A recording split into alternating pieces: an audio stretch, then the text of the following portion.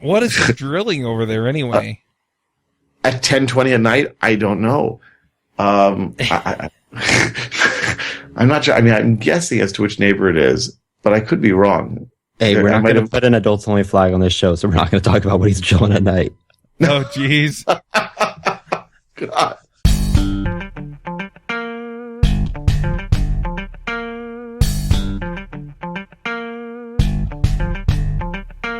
Hosting and bandwidth provided by the Blue Box Group. Check them out at bluebox.net. You're fantastic at coding, but do you have an action plan to take it to the next level? The upcoming book, Next Level Freelance, will help you optimize your freelance business for happiness. The book is packed with actionable steps to make more money, case studies, tips to find more clients, and exercises for you to establish your desired lifestyle. Extras include 9 interviews with freelancers who make great money while enjoying great work-life balance, videos on strategies to find quality subcontractors, and videos on making more free time by outsourcing your daily tasks. Check it out today, nextlevelfreelance.com. This episode is sponsored by Planscope. Planscope is a project management and collaboration app built for freelancers and the way they work with clients. It makes it easy to price out new estimates, and once you're underway, help answer the question, will this get done on time and under budget? I've been using Planscope to do my estimates and manage my projects, and I really, really like it.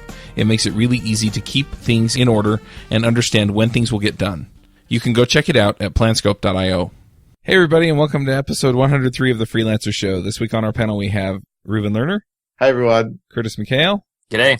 Eric Davis. Hey. I'm Charles Max Wood from devchat.tv, and this week we're going to be talking about being on project teams with other freelancers. Now, I'm sure that you guys have done this before. I'm not the only one. Do you have good stories or bad stories?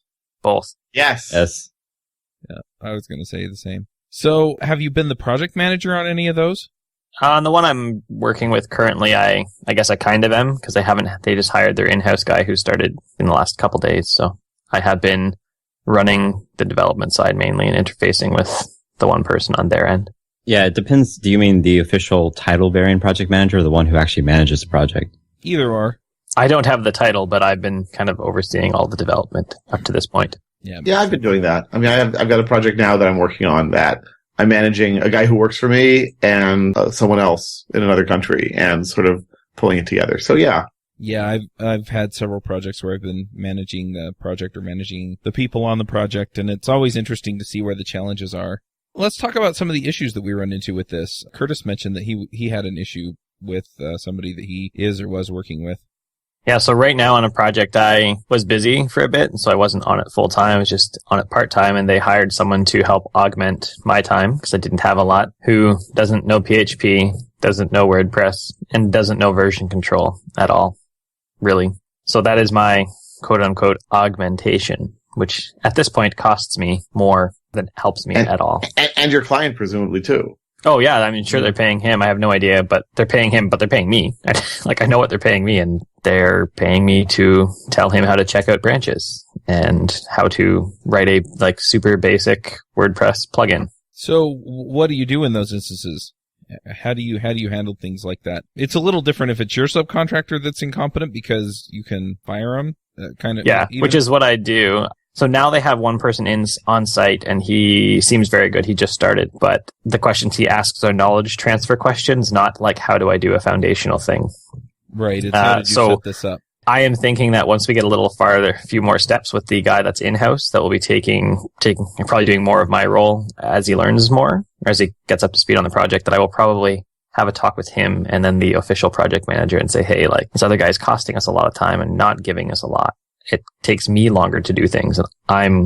He's been working on something for 3 weeks that I've told him how to do 3 times, and in 12 minutes, when it was finally my task, we fixed it. Have you been asked by the client at all to evaluate this guy's performance? Nope. I was away for a little bit and then came back because we had the baby. And so when I came back and he said he needed time, he said, oh, by the way, there's the new guy. And I went, oh, okay. And I can only find out that he's really into Lord of the Rings. That's the only thing I see about him out there. Nice. So one thing that comes to my mind, too, is that you could also, depending on how you invoice and track your time, is that you could put it on your invoice, spent 2 hours explaining to so-and-so such and such. Spent another hour explaining this other thing to this guy, and so then you can actually, kind of point that out on the invoice and say, you realize that it cost me 6 hours today or this week or whatever. Yeah, and I have done some of that because I've only had kind of part-time weeks or a couple days up until this week. I have done that, like, cleaning up this aspect or, cleaning up this aspect after the developer or doing that. They haven't done, like, that's probably been 50% of my time when I've only had a little bit of time the last few weeks is cleaning up and teaching him how to do things that I think are pretty basic if you're hired to work in WordPress, right? So now I'm back to weekly, so I don't really account for my hours so much. So they won't see that necessarily at this point. And they might see it as a plus, at least at the beginning, that you're helping this guy out and giving him some instruction. They might be less pleased if you're giving him instruction in very basic things and you're doing it repeatedly. Yeah, and he might be a good developer. He just doesn't write any of the languages or anything that we work with. He works in C or something and Ruby. Those Ruby guys, eh? Those Ruby guys.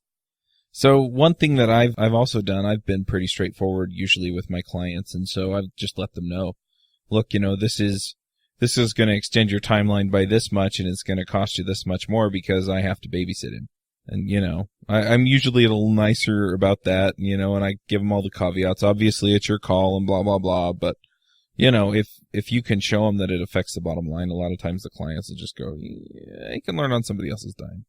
Yeah, I'm kind of hoping today would do that on the thing. Say the thing that he's been working on for 3 weeks that I fixed in 12 minutes and got a little frustrated on the call when we were still trying to talk about how to do it. I said, it's one line of code. I've given it to you. Why isn't it in yet? So I also look at the commit log and see that for 3 weeks, I am the only person who committed any code at all and think, really, guys? Like, where did the rest of the code go?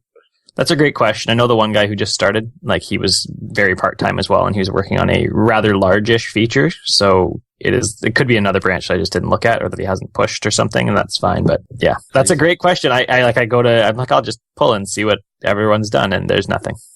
In fact, I think the first amount of code is pushed today in a special branch because he's got a broken plugin that I will have to go fix now, that I gave him most of the code for off the bat. That's nuts. I agree. So I'm kind of stuck. So I've been working for them long enough, this company, since September, that I think that I can probably approach the main project manager and say, hey, here's some problems that I'm having, and I think we can do this better. You don't want to go in and say this other person's a moron, right? Let's just get rid of this person because they're a moron. Right, but you might be able to go in and say, look, the way things are working right now, this is not to anyone's advantage. Maybe if you were to do the following tutorials or concentrate his time on some other part of the task or something, then maybe after a month or two, you could get up to speed, and then he'd be able to do the things you're asking him to do. Although if he's really not getting the super basic things, then that might point to bigger problems. I think maybe. And it might just be that he doesn't, he's never done WordPress, so he just wouldn't know how to write a plugin, right? But that's when we're working in it that you would assume you'd hire someone that can. Well, I've never written a WordPress plugin, and I know that there must be just a gajillion tutorials out there for how to do it. That's right. But if someone said I'd like to hire Reuven to do my WordPress project, I would say, I really like Reuven. He's a good programmer. He does not write WordPress, though, so he's going to have to learn how to do that. Right? Right. And that's what I do with my client. I mean, just yesterday I was talking to a guy who wanted me to do some backend stuff and maybe some Angular JS as well. I said, listen, I've been working with JavaScript for a while. I'm sure I can pick, and I've played with Angular. I haven't done anything serious with it. He said, okay, that's not a problem, but I'm glad you told me. So if you say it straight out, they're okay with it usually. But if you come in as the expert in that or as a professional in that, right, there's a level of minimum competence you're expected to have. Yeah, and I have no idea what discussion they had. I just know when I was introduced, I said, hey, this guy's an amazing developer. Someone in marketing says they're amazing. So, and this is who you're working with now. And I said, oh, okay. And I did a quick search and went, I hope it's not the guy who's really into Lord of the Rings, because that's the only thing I can find about him.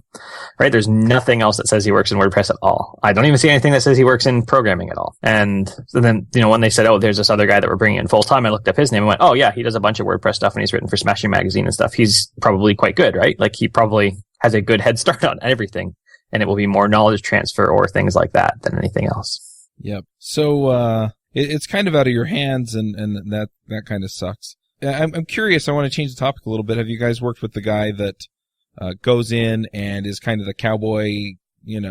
He seems to know what he's doing, but he just kind of goes in and recklessly does stuff, or does things that's not the way that the team does things, or things like that. Mm-hmm. Yeah, I've got a project like that now. It's a little tricky because basically I was approached by a company to take over, me and my employee will take over their extremely large Rails application. And our first task was to upgrade it from Rails 2 to Rails 3. And I said, look, that's a lot of work. It's a big application. Maybe we can work with the current outsourcing company, with one of their developers, and we'll all work together and we'll do this upgrade and then we'll take the code over. And, everyone thought this was fine and a good idea, and we were moving forward. And basically, the guy from the original company who has been working on it for the last few years feels a very strong sense of ownership and feels that some of the decisions I've made have just been wrong. So after we make a decision, or I make a decision, and I say we should do X, and my employee implements X, or vice versa, my employee implements X, and I say, yes, that was the way to go. So he goes in at night and changes the code back to the way he thinks it should be. And then, so that's been difficult to manage, to say the least. Yeah, I got one even more than that where, I said we should do X, had everyone on the team except for one guy say X looks good. The one guy said we should do Y. We basically said, okay, well, we're not coming to any kind of consensus here. Let's ask the project managers, kicked up to the project managers and the project owner. They all agreed X is the best thing. We did X. That guy went in later, changed it to Y, and then made the excuse, well, it's already changed. We can't change it back to X. It's Git. Fired. It's real easy. Yeah. Well, and then it ended up the way it worked is that it ended up not messing up data, but it stored data in a way where now you would have to port it to get back to X. And so once it was in and running, we couldn't go back, and it actually caused the exact problems that I brought up of why we wanted to do it our way. Yeah, but hey, I mean, maybe he had something else. I don't know. Yeah, I've worked on a project where one of the other guys on the team, we'd kind of get the word down that we wanted a particular feature, and he'd come in and he'd be the hero. So he'd be like, oh, I'll totally cover that feature and we'll get it done, and you guys just keep plugging along on the other stuff. And then like 3 days later, he'd like disappear, or he'd come back and he'd be like, all right, I'm bored with it now. Somebody else needs to finish it. Oh my God. And it's just like, why do we have you here? I mean, if you want to be the triage guy and you want to go out there and you want to get stuff off of our plate and out of our way, fine. But finish it. Yeah, that guy sounds like a real ninja developer. Yeah. As in he disappears well? Yes. Deadly to the project. Yeah, I had something, I guess it was about 6 months ago, where I was called in similarly to sort of take over from, or start working with some other consultants who'd been working on it for about a year or so, and then maybe slowly but surely take over the code. And the code was just horrible. The code was horrible. The configuration was horrible. Sort of everything was horrible. And the deeper I got into it, the worse I thought it was. And so finally, after complaining for a while, they hooked me up with the guy directly, because we'd been sort of talking indirectly through various means. And so I had also some Skype conversations with him where he basically insisted, no, the way I'm doing it is totally the right way to go. I can't imagine doing it any other way. And so I was already sort of not sure if I wanted to continue working in this kind of relationship, even if eventually I was going to take over the code. And then they basically solved the problem for me by paying me late. And I said, okay, I'm out of here. And I can't say that I regretted it. And I would be shocked if they've actually launched, given the state of affairs when I left. I had a similar situation where instead of kind of being brought on to be brought up to speed to take over, they had basically let the other guy go and hired me to take over. And he was impossible to get a hold of. And so all of the pieces, all the parts of this code that he had touched were just totally a mess. And I couldn't get a hold of him to have him explain to me what he had been trying to do. And they couldn't explain to me what they had wanted done because it had been done so long ago. And so, yeah, eventually it was just, okay, well, just tell me what you would like it to look like now, and we'd figure those features out. But some of that knowledge transfer would have saved them days or weeks of work. Have you guys taken over projects that have been built by larger firms? I've taken over projects that have been built by HashRocket, and Pivotal Labs, which are both big Rails consultancies here in the United States. And, it's always interesting to see what they've done and how they do things. No, I don't think I've ever done that. But my dreamy vision is, wow, if I were to get code from there, obviously there would be no problems at all. But the reality is, right. The reality is they're a consulting company. They hire people of all sorts of different shapes and styles and, experience levels. And at the end of the day, they're just trying to satisfy the client's product needs, not necessarily make amazing code. I have a friend who used to have a very good business going in and cleaning up after none of the agencies we've mentioned, but some large Rails agencies who didn't launch very well, and he'd made very good money doing that for a number of years. Yeah, I mean, for the most part, these consultancies put out good code, it looked nice, but sometimes they made decisions, I think, based upon something that they had cargo culted or that they had written themselves. And Trends. so there were a few things in there sometimes that were just like, okay, you could have done this in half the work if you had just used this other library, or if you had just done this a little bit differently. But it's a lot easier, I think, to critique somebody else's code, especially if they're not working on the project anymore. Yeah, but we all do that type of stuff, right? Where I write, a solution that I like, and until someone says, "Hey, here's a way better one," and I agree, I just keep using it. Yeah. Well, not just that, but I mean, it could also, it's what they don't know what they don't know. Like, maybe they never heard of that library, or maybe there's, they had to implement in half an hour. So they fell back on, cargo culting because they couldn't research stuff. I mean, so it's hard to really critique like what you get because there could be a historic factor. There's a lot of personal relationship stuff that's kind of built around the code that you might not know versus like if it's actually something you're living right now, like that's something you can kind of see that at play and understand, why some decisions might not be the best decision, but they're optimal for what you have. That's true. That's very true. And even the best code base is going to have some weirdness in it. I mean, this project that I just took over now, or I'm taking over from this company in the Ukraine, where I looked at their code. I even gave it a fairly strong look over. I said, wow, this is pretty well structured and nicely done and a reasonable number of tests and so on and so forth. And yes, overall, it's done very well. Until you open that one file. Right, except for the crazy monkey patches that they do in there. And it's also dependent on the host name that you have in DNS and all sorts of other little things that add up to nothing terrible, but just frustrating to deal with sometimes. Yeah. One other thing that I've seen with consulting firms handing out projects is that I did some work for a company that hired different consulting firms to build different parts of their app. And that doesn't necessarily make any of them wrong, but it also makes things inconsistent between the different parts of the code. And it's nice to have a consistent style and a consistent way of solving the same problem. And you just didn't get that from one part of the app to the other. And so you'd have to figure out how one group reinvented the wheel and then how the other group reinvented the wheel. Yeah, the schizophrenic app. Great. Now, one problem that I've seen with several of these, multiple consultants on the same team is communication, because everybody has a different way that they prefer to communicate with both the client and with other developers. How do you guys usually solve those problems? On the project I'm working on now, we're all using Trello for project management and then Skype chats for our communication. We have a group for the dev team, which is project manager and me and the other two developers. So you just standardize around tools and say everybody has to use these? Yeah. The only issue I see with what we have right now is the one developer who's not really pulling his weight asks me all the dumb questions on a private chat just to me. Yeah, that's hard. Like I've been in that where it's like someone in one channel appears very intelligent, but then in a back channel, you can tell they have not a clue. And it's like, well, talk about this in public so we can actually see how you really are and you don't have this fake face on. Yeah, that's totally what it is. Like, yeah, asking me a question in the other chat. And when I have mentioned it in the group channel, he's like, oh, let's just take this offline. Okay. Even in the call we had earlier today, same thing. I started to talk about something and he was like, we can just talk about that after. We don't need to kill everyone's time on that. And then the project manager was like, okay. Yeah, what I like to do is either put it in a project management system that's completely visible to the entire team or use email for it, and either through mailing lists or just having people CC it as like, here's an FYI type emails. Basically keep all the communication there. And the thing is, if you and that guy go off on a rabbit hole to, so you don't waste everyone's time, at the end of it, you then email the entire team like, okay, here's what we talked about. Here's a summary. So everyone at the least can stay in the loop, or if they need to look back at it later, like, why is it this guy's been working here 10 months? Why can't he still get it? And then they trace the history and see that he never actually knew it in the first place.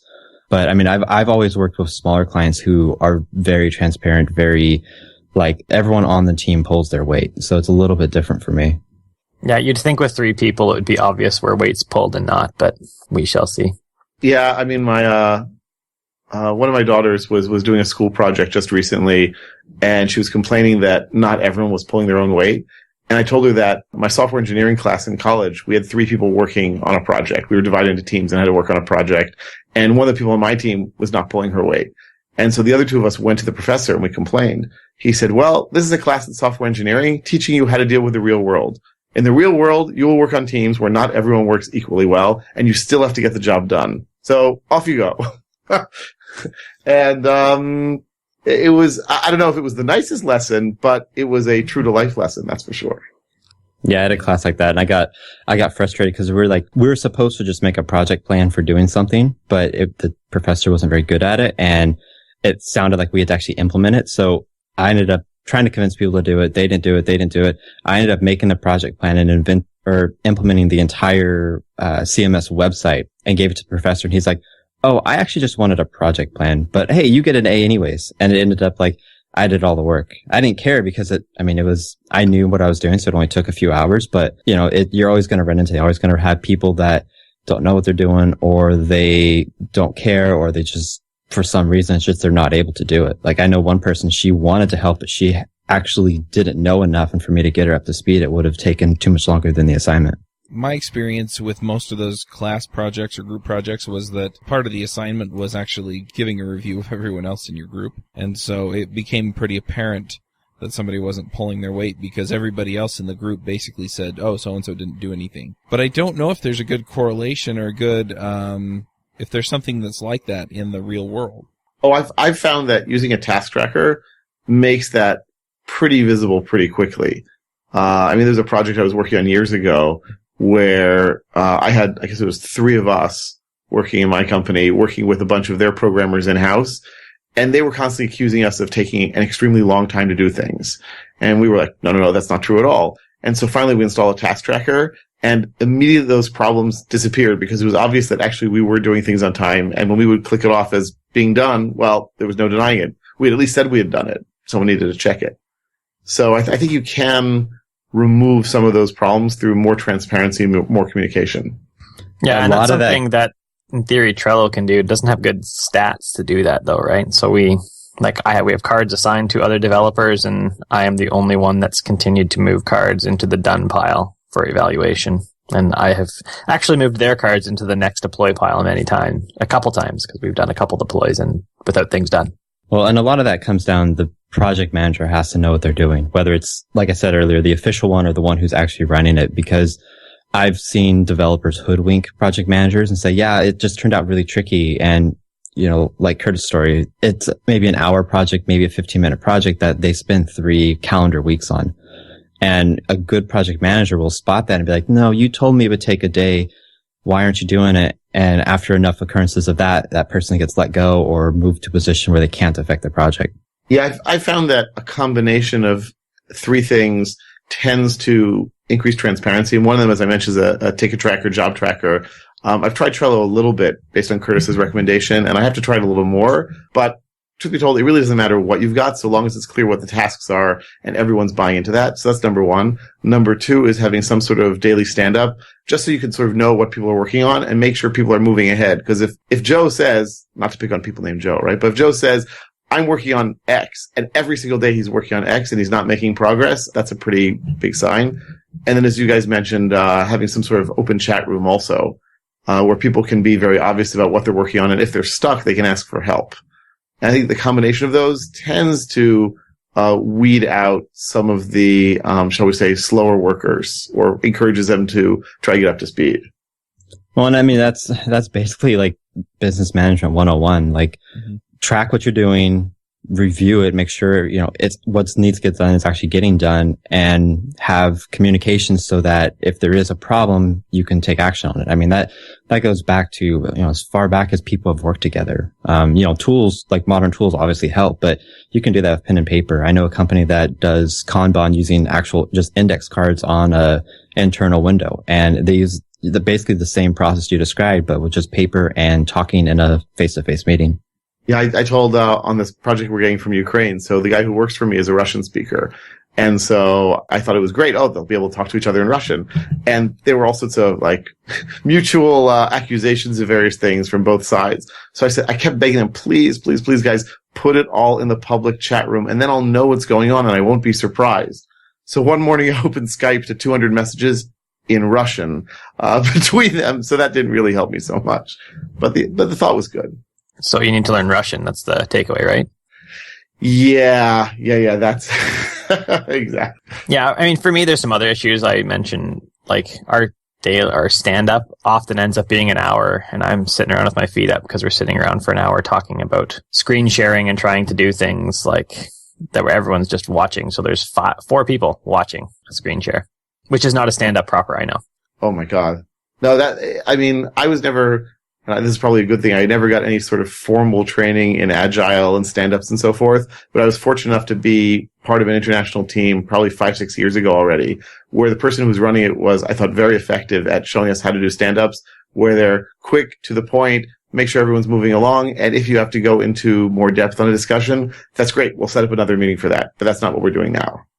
Here's a scenario, because this I think a lot of freelancers are going to run into. What if you're in a project where you're working for a client and the client either has a subcontractor he has another contractor or an employee working for them, and that person to you you can tell they're incompetent, they don't know what they're doing. And it's not just your bias, you actually know, like, they're making mistakes and you can point it out. How do you actually go to the client to tell them about it? Or do you even do it at all, or just kind of let it go? I think it depends a lot on the client. Some clients will be open to that. Some of them, well, that guy's been working for me for 50 billion years, and, I just can't, I can't let him go, or, they think the world of him because they just don't know any better. And those are hard because you're effectively telling them something that they may not even believe is true. Whereas if they're open to that kind of thing, then it's a little bit different. Yeah, I'm going to agree that it depends on the client. I think I tend to try to be subtle with my hints if I think they're really bad. Like, I can't remember any particular examples of this, but I think it would be more like pointing out the questions that they had, or pointing out the time that they took to do things. And if it's once, if it's twice, fine, that's part of my sort of summary report. And I say that about everyone.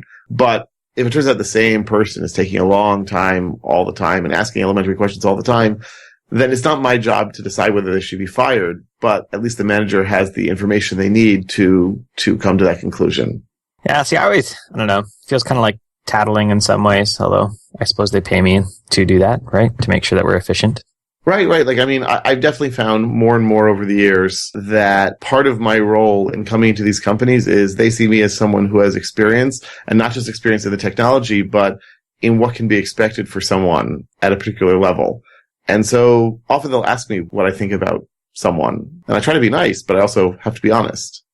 Yeah, so I have another scenario that I've run into, and that is I was on a team with a bunch of other contractors, and for the most part, everybody on the team kind of had an area that they would just go to and work on, and I was never really sure where to jump in. And so eventually I wound up just leaving the project because I couldn't get any clear direction on what to work on, so I wasn't billing very many hours, and, I just wasn't sure what to do there. I mean, do you have any suggestions for that kind of a situation?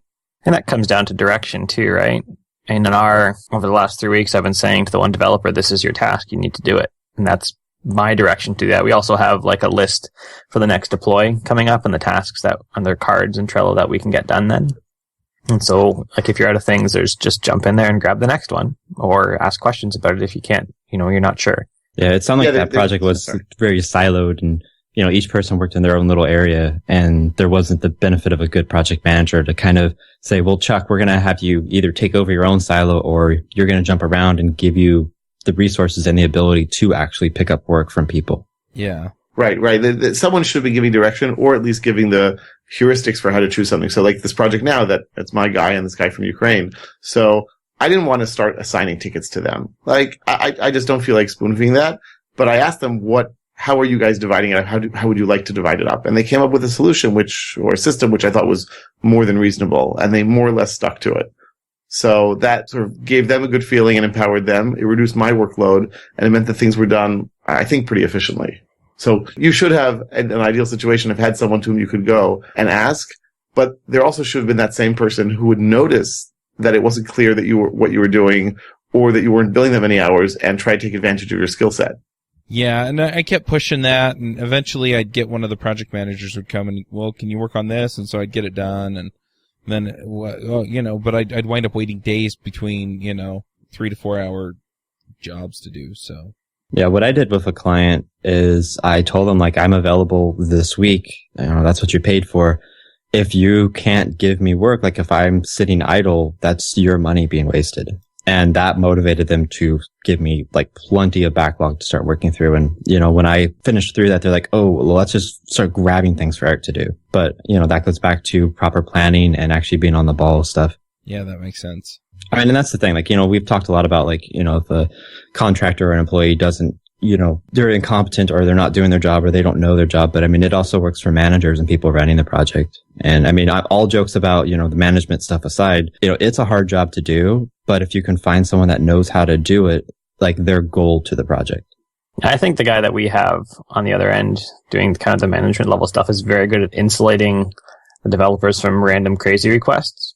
But as far as keeping some things moving forward, we're having issues right now with that. Yeah, and I don't remember the distinction. Like I got a lot of the software management stuff from Microsoft side, but they have like a product manager and like a program manager. And there's one level is like the more technical of like passing out tasks, figuring out dependencies, more of a project lead, but not as much coding. And then there's the other side, which is the more business management, which is where, you hide the developers from the business side. You work with the potential customers or clients to figure out what they need in the software, that sort of thing. And a lot of times when you have the resources, that's two separate people just because the skill sets are different.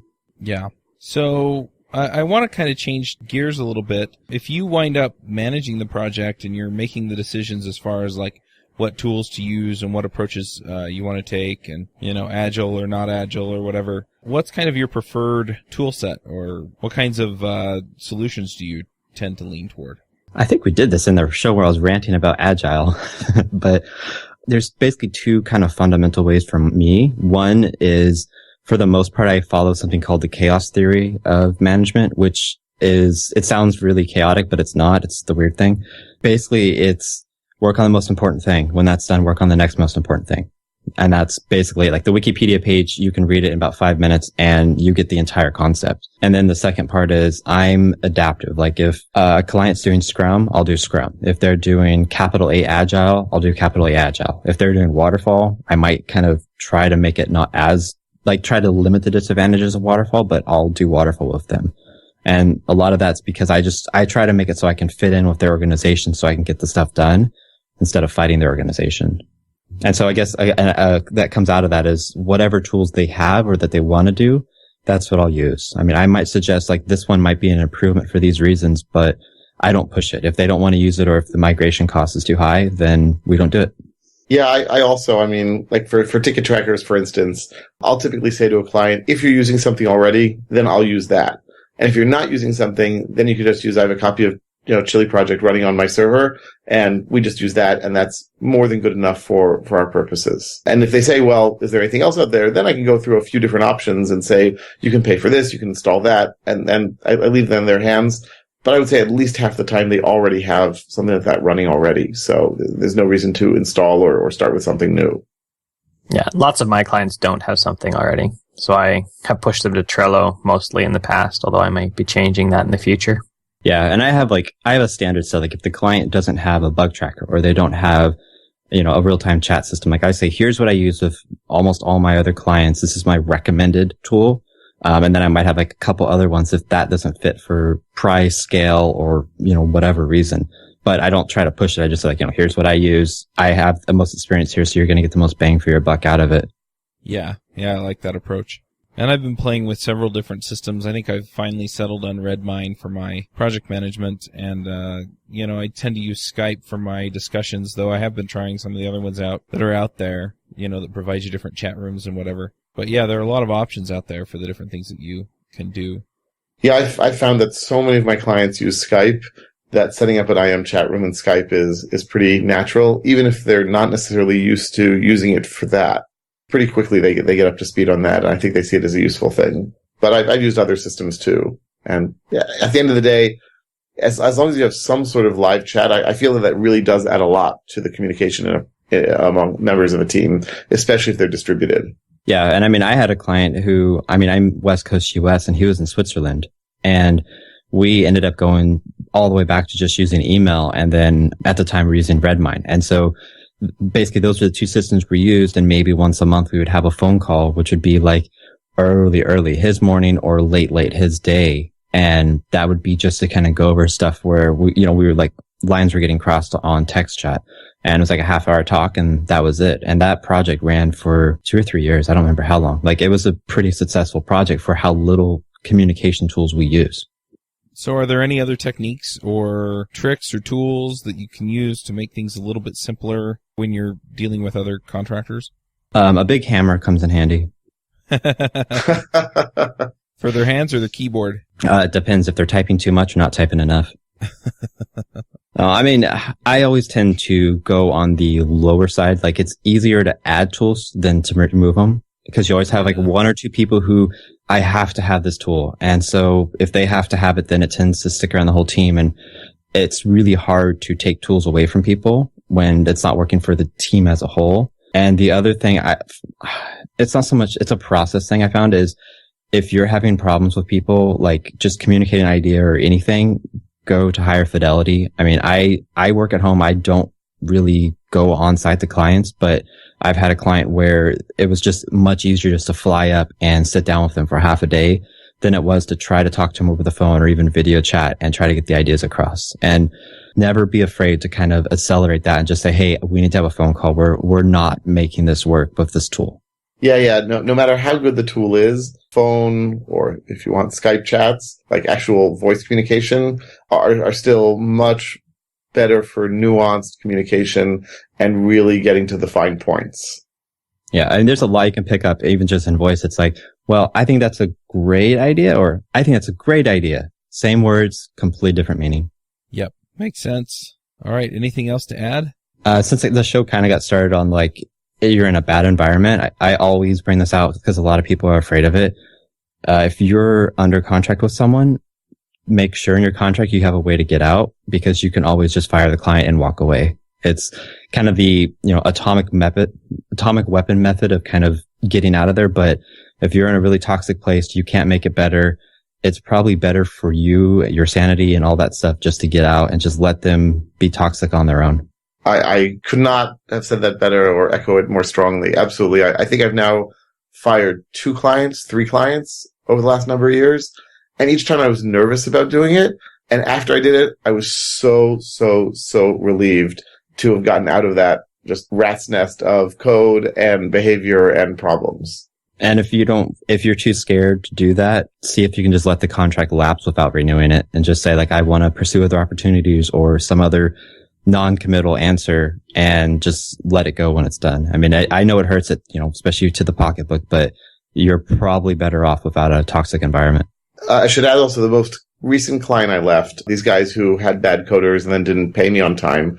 So I called the CEO and I said, look, I'm going to be leaving your project. And he was completely and utterly stunned. And I said, listen, I'm not trying to be mean about this, and I don't want to screw you over, and I will try to help you out and make sure there's a transition. So if there's another developer, I will talk to them. I will help them. If you want to bring it in-house, I will talk to your people in-house. And I ended up going in for an hour to their office and did not charge them for it, just to do that sort of transition work. And partly because I felt like this was the right thing to do, and partly, and this is a little self-serving, Israel's a really small country with a very small high-tech area, and you don't want to get a bad reputation. At the end of the day, that's what we've got in the freelancing world, our reputations. So I definitely feel good about having finished that project, but I also feel good about how I did it, that I left on at least a semi-positive note. Yeah, that makes sense. All right. Well, let's head into the picks, shall we? Curtis, do you want to start us off with the picks? Sure.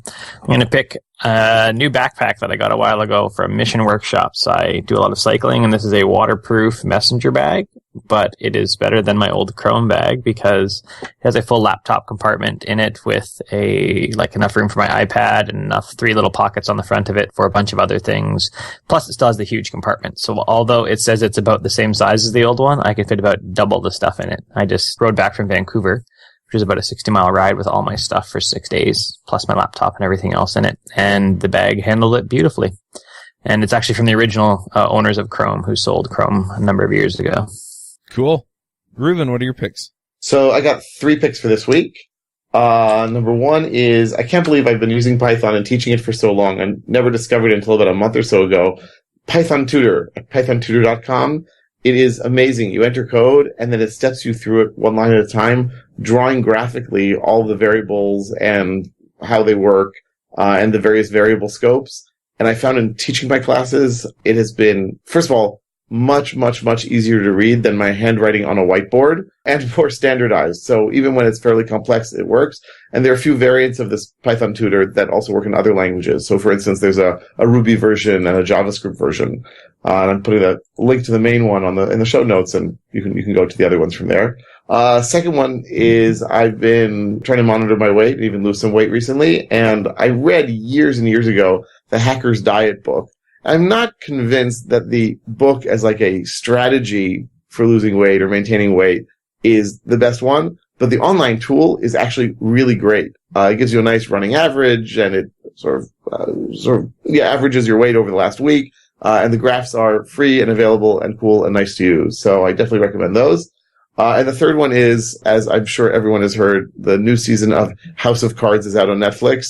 And I am totally, totally loving it. I really love politics, and I love these sorts of dramas. I have to agree with the reviewers who said that it goes way into the fantasy realm. Like Washington couldn't even our worst nightmares, it couldn't run this way, but that doesn't make it any less entertaining. So I definitely recommend, if you need something to do, if you have nothing to do for 13 hours, go watch this. All right, that's it for this week. All right, Eric, what are your picks? I got a few today. One is a iOS game I've been playing called New World Colony. It's basically a strategy game. It's pretty fun. The thing I like about it the most is it works on iPad and iPhone, but even on the iPhone, you can actually play it pretty good. It's turn-based, all that.